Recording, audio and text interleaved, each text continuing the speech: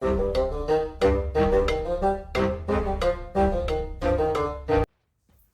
and welcome to the Critically Clueless. Today's video we are going over the latest and the newest DLC for Disciples Liberation, The Path of Madness. Now this is actually the first DLC that we've received since launch, so it's quite exciting to see that the developers are actually, still giving us more content for this game. It's a game that I personally loved a lot. I covered on the channel quite a bit, reviewed, and would love to see more content for this game. Now this DLC isn't necessarily what I would have wanted from the first DLC. I kind of wanted a new faction, kind of wanted the dwarfs to come in possibly. We didn't get that, but what we did get is a little kind of boost to the current factions of the game already. We got some more missions, we got a weapon, and overall we just got more time to spend within the actual game, including a rather difficult dungeon.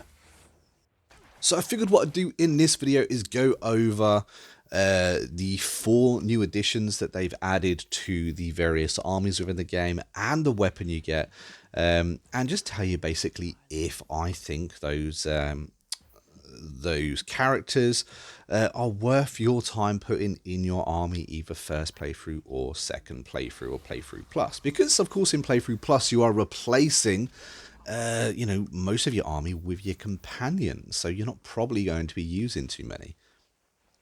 One thing I would say about this DLC is that the extra dungeon that they've added in, it is actually tough, which I quite liked. The AI seemed to scale, or this level seems to scale with Aviana's current level, so they have tried to make it a little bit tough so you can't just completely plow through it with ease. And as ever in this game, if you enjoy this content, find it entertaining, want to see more Disciples Liberation content, don't forget to hit that sub button and of course like the video too. We also have an active and growing Discord, so if you want to join there, talk about this game or any game you may be playing, the link for that will be down in the description. But enough of that, let's get stuck into the first character. The first one that's been added is Living Armor. And this is for the Empire. So you're going to end up having to have high relationships with the Empire, invest a lot of time in their setup in order to play this character. It only has initiative of 100, which is extremely low. Usually I would straight up avoid these type of characters because I think 100 initiative is just far too slow. You need to boost it yourself manually. So the first attack is Sunder. It deals physical damage. It grants improved criticals to the living armor if it hits once. It grants physical might to the living armor if it hits twice. And if the living armor kills the unit, it absorbs its life force, gaining 30% of maximum HP. The next ability, and the one that goes on cooldown, is that the living armor spins and hits all enemies around it 4 times, dealing both physical and unholy damage. It inflicts bleeding, confusion to its targets on hit, and grants improved critical to the living armor if the attack hits all 4 times. It does only have a range of 1, but I can see this one being a decent EOE attack, to be fair. Its passive ability is Juggernaut, and it provides or grants protected and strong to living armor when it scores a critical hit. And its backline ability is to straight up remove critical hits from the enemies. Enemies can't score critical hits. Interesting backline ability. I'm not sure it goes into one of my top units though. Next up, we have a Daughter of Sin. This is a character with 110 initiative. Belongs to the Legion of the Damned. Again, I feel it's a little bit slow, unfortunately. This one does hover though, so anything on the floor doesn't really affect this target. I quite like targets that hover. Moving on to the abilities, and the first ability this one has is Crushing Despair, and it strikes a target with 5 rays of dark energy, dealing unholy damage. And for every hit that successfully hits, it drops the resistance to unholy attack by 10%. So the more it hits, the more damage it does. as the attack goes on. It also inflicts shield on a target if the Daughter of Sin hits twice, inflicts weakened if it hits 4 times, and inflicts afraid on a target if one ray hits while a target's unholy resistance is reduced to 0. The next one is mind domination. It's an interesting one because the lower the tier unit that you're trying to mind dominate, the longer you'll actually gain control of it. Also, when your control breaks, you also inflict confusion and taunt to the target when it ends. And if there's only one target left, or it can't dominate that mind, it will inflict unholy damage and confusion on the target instead. Next up, we have the passive ability. I actually really like this one. It has an area of 2, so it passively helps a lot of your allies. It grants Inspired, which is so important, really boosting up the power of your troops, and also improved criticals to your allies. So this passive is actually very, very good, and possibly is my favorite character that has been added. Backline ability grants Motivated. It's also grants immunity to Afraid and Domination, but only to units of the Alvin Alliance and Legion of the Damned. Backline ability is a little bit better than the last. However, granting Motivated is definitely good. Moving on to the Blood 8. This again has initiative of 110. This is a walker. It's a member of the Alvin Alliance, and its stats are pretty similar to everything else we've seen. This is a ranged unit, however. Looking at it, I thought it wasn't going to be a ranged unit, so this kind of adds to it. The first ability deals unholy damage. It inflicts bleed and poison to the target, and the ground becomes tainted for 1 round, dealing unholy damage. Inflicts cursed and slow, so there's a lot of things stacking up on that first attack.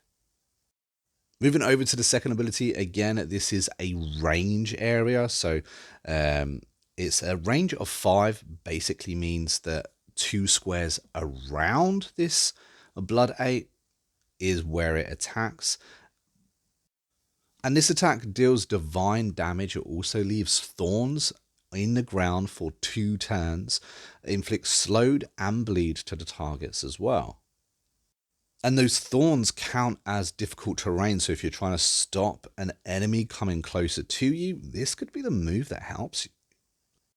And moving on to the passives only affect this one unit, but it does grant physical protection, unholy protection, immunity to bleeding and poisoned, and of course, no terrain is too difficult for the Blood 8. And the backline ability, again, is a little bit disappointing. Grants agile to all walking units, meaning that they ignore difficult terrain. They also get 1 added movement. It could be good if you've got a setup with just walking units. However, for me, I won't be using this as a backline unit. And the last unit is the Avatar of Death. This belongs to the Undead Hordes. It is a flying type in movement. Only has 100 initiative. This is again a stat you're going to be wanting to increase yourself. If you don't know why, I actually done a video on combat tips that shows you exactly why initiative can be so helpful. All these characters unfortunately have very low initiative, so it is something I would boost up if using in my army. And moving on to the first ability, it deals unholy damage, inflicts afraid, and if the Avatar of Death actually kills a unit, it absorbs 25% of its max HP and also grants it unholy might and incorporeal, which is very useful. The next ability is a major debuffing attack. It deals unholy damage to enemies, inflicts blinded and confusions to targets, and if the enemy is below 25 health, it also silences them. Also, I've just got to add, I really like the little thumbnail they've actually added for this ability. Now, the passive ability is actually really interesting. So first of all, it inflicts demoralize to enemies, which is a -2 morale of the AI. It also inflicts a weaken to enemies who have a -1 morale or less.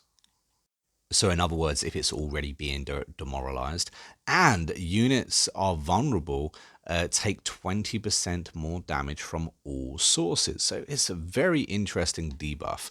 Backline ability, enemies can't benefit from motivated or inspired. Or any other morale boosting effects can be useful. Again, not a backline ability I would personally want to use. None of these really talk backline for me. They're all on the field doing mad damage. But it wasn't just units I want to talk about in this video. You also get another rather snazzy weapon that Aviana can use. Now you acquire this weapon after you defeat the new dungeon. Now in that dungeon there are a few rather tough fights. If you don't kind of plan your first move well early, you can get absolutely devastated. So just keep that in mind. You have to clear the dungeon in order to get this. You get the Rod of Barrenness, and it's actually pretty good. Now I've actually since leveled it, and you know what?